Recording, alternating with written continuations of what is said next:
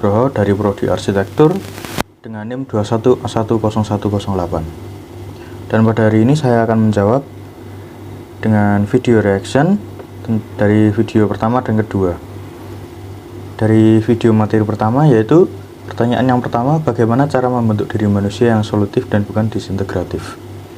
Menurut saya, solutif adalah sebuah pola pikir yang memberikan solusi atau pemecahan masalah.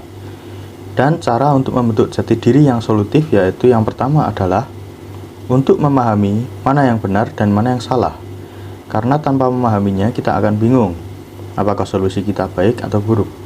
Dan cara untuk mengerti sebuah patokan tentang kebaikan dan keburukan yaitu adalah melalui ajaran-ajaran agama. Karena saya yakin setiap agama mengajarkan umatnya untuk berbuat baik dan untuk selalu mengilhami pencitraan diri dari Tuhannya. Pemahaman ini dapat membantu kita agar terjauh dari pola pikir disintegratif yang membawa masalah atau perpecahan. Kemudian pertanyaan kedua, jelaskan komunikasi seperti apa yang mampu memelihara kehidupan. Jelaskan juga komunikasi seperti apa yang mampu menghancurkan kehidupan. Menurut saya, komunikasi yang memelihara kehidupan adalah komunikasi yang bersumber dari cinta kasih, tanggung jawab, dan juga kepedulian, baik itu kepada alam, hewan, maupun sesama manusia lainnya. Pada Alkitab kita juga diajarkan bahwa seisi dunia adalah ciptaan Allah, yang berarti kita harus menjaga serta melestarikannya. Apabila kita memahami dan mengerti arti dari ungkapan yang terdapat pada Alkitab tersebut, maka niscaya kita akan terjauh dari komunikasi yang menghancurkan. Sedangkan menurut saya komunikasi yang menghancurkan yaitu adalah komunikasi yang didasari oleh ego, dendam, serakah, amarah, iri hati, bahkan kesombongan dan juga keserakahan. Lalu untuk pertanyaan yang ketiga, jelaskan manusia seperti apa yang bertanggung jawab dan manusia seperti apa yang tidak bertanggung jawab.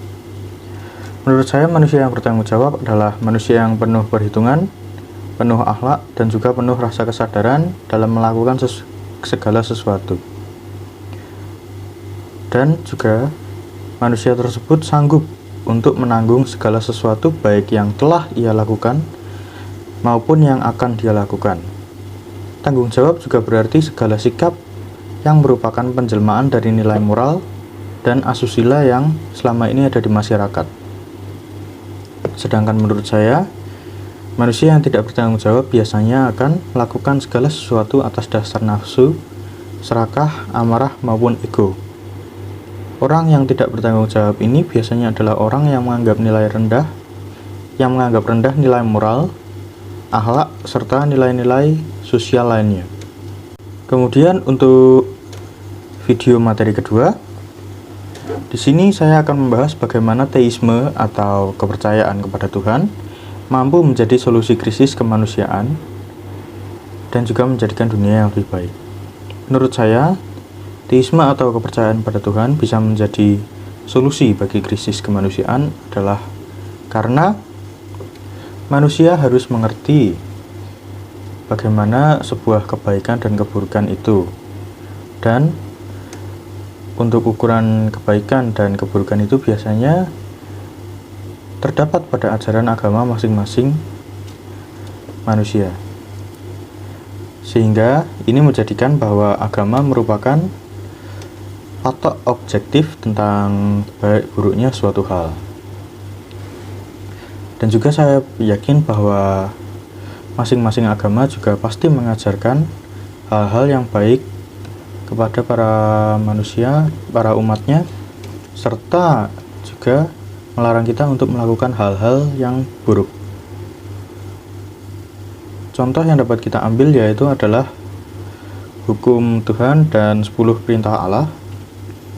Itu bisa kita jadikan sebagai patokan objektif tentang baik atau buruknya suatu hal.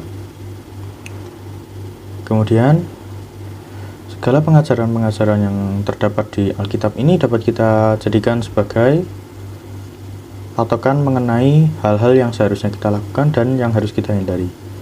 Apabila semisal terdapat manusia yang ateis atau tidak mempercayai Tuhan, manusia tersebut maka akan sulit untuk membedakan tentang mana yang baik dan mana yang buruk.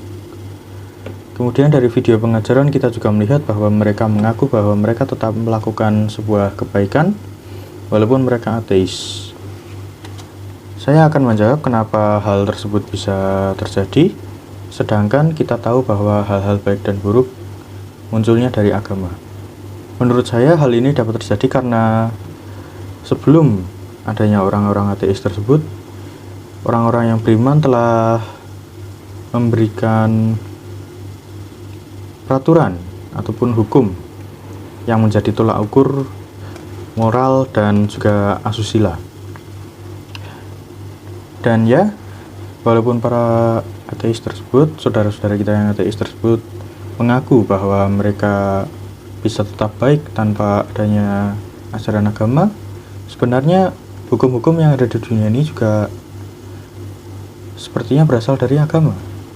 Jadi bagaimanapun mereka tetap tidak terlepas dari yang namanya agama, dan juga hal-hal baik yang mereka lakukan adalah sebuah hasil yang telah dirumuskan dari ajaran-ajaran agama tersebut. Maka ya yang mereka katakan mereka tetap baik, mereka tetap melakukan segala hal-hal yang positif, yang baik untuk dilakukan pada sesama manusia, yaitu adalah karena sebelumnya sudah tercipta aturan-aturan seperti itu. Maka apa yang terjadi apabila dari awal tidak ada yang namanya agama? Jika dari awal tidak ada yang namanya agama, maka kita akan melihat segala sesuatu dari subjektif manusia masing-masing. Apabila misal ada seorang tokoh publik yang mempublikasikan bahwa hal tersebut baik, belum pasti semua akan memahaminya, mengikutinya. Pasti akan ada banyak orang yang menganggap bahwa hal tersebut itu kurang baik, yang saya lakukan lebih baik, yang saya lakukan itu adalah yang paling benar, begitu. Sedangkan apabila ada agama tersebut, maka kita bisa menunjukkan kepada orang-orang bahwa ajaran tersebut telah dibuktikan bahwa hal tersebut baik, hal tersebut buruk, kita sudah memiliki dasar tentang itu. Kemudian apabila kita hanya memandang dari masing-masing subjektif seseorang, di mana setiap orang menilai kebaikan tersebut berbeda-beda menurut diri mereka masing-masing, menurut kelompok mereka, maka yang akan timbul yaitu adalah perpecahan antar pihak. Ada orang yang menganggap diri mereka baik, ada yang menganggap orang lain baik, gitu, akan menimbulkan perpecahan yang pada akhirnya akan membawa kita lebih dalam pada krisis, perpecahan, peperangan, dan yang lainnya.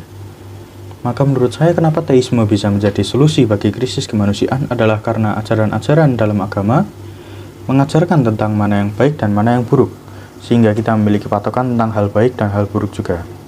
Sekian dari saya, terima kasih, dan sampai jumpa.